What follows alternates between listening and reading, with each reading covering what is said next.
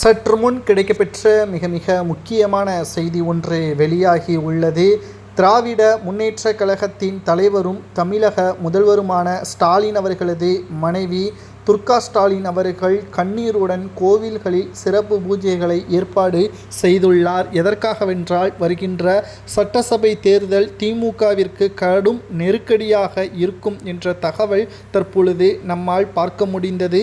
குறிப்பாக திமுகவின் நிர்வாகிகளுக்கும் இது நன்றாகவே தெரியும். காரணம், சொன்ன வாக்குறுதியை நிறைவேற்றவில்லை. திமுகவின் அமைச்சர்கள் மக்களை ஏளனமாகவும் அவதூறாகவும் பேசியது. குறிப்பாக திமுக இரண்டாவது முறை ஆட்சி அமைந்துவிடக்கூடாது என்று பல கூட்டணிகளும் தற்பொழுது புதிதாக தமிழகத்தில் உருவாக்கப்பட்டதும், அதிமுக பாஜக கூட்டணி தமிழக வெற்றி கழகத்துடனும் பேச்சுவார்த்தையும் நடத்தப்பட்டு வரக்கூடிய நிலையில் துர்கா ஸ்டாலின் அவர்கள் தற்பொழுது இரண்டாவது முறை தனது கணவர் முதல்வராக பொறுப்பேற்க வேண்டும் என்பதற்காகவும் 2021ஆம் ஆண்டு சட்டமன்ற தேர்தல் முடிவிற்கு பிறகு பதவியேற்கும் பொழுது கண்ணீருடன் தான் செய்த பிரார்த்தனை தான் எனது கணவரை வெற்றியடைய வைத்தது என்பதை அவரே சிறப்பு கோவில்கள் மூலமாக தரிசனம் செய்து வெளிப்படுத்தினார். ஆனால் இது ஸ்டாலினுக்கு முழுக்க இது அவ்வளவு நம்பிக்கை கிடையாது. ஏனென்றால் அது மக்களுக்கே நன்றாகவே தெரியும் ஸ்டாலின் அவர்களது குணம் என்ன என்பது.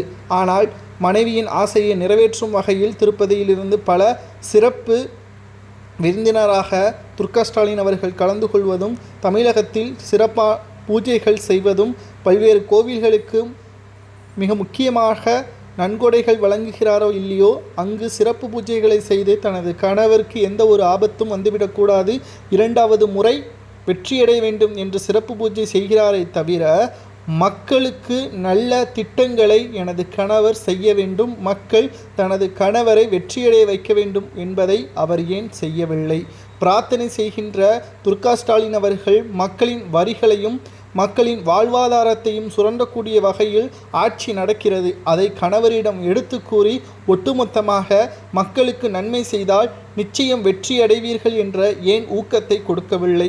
கண்ணீருடன் வழிபட்டால் நடந்துவிடுமா என்று கேட்டால் நிச்சயம் அது நம்பிக்கை இருக்கக்கூடியவர்களுக்கு. ஆனால் ஸ்டாலின் அவர்கள் இரண்டாவது முறை ஆட்சி அமைக்க வேண்டும் என்று துர்கா ஸ்டாலின் அவர்கள் கூறுவது நடக்க வேண்டுமா? அல்லது உங்களது கருத்துக்களை கமெண்ட் வாயிலாக கூறுங்கள். கண்ணீருடன் துர்கா ஸ்டாலின் அவர்களது வேண்டுதலுக்கு என்ன பயன் கிடைக்கும் என்பதை 2026 சட்டமன்ற தேர்தல் முடிவுகளை பொறுத்து நாம் பார்க்கலாம். இந்த சிறப்பு பூஜை வெற்றி அடையுமா என்பதை மட்டும் கமெண்ட் வாயிலாக கூறுங்கள்.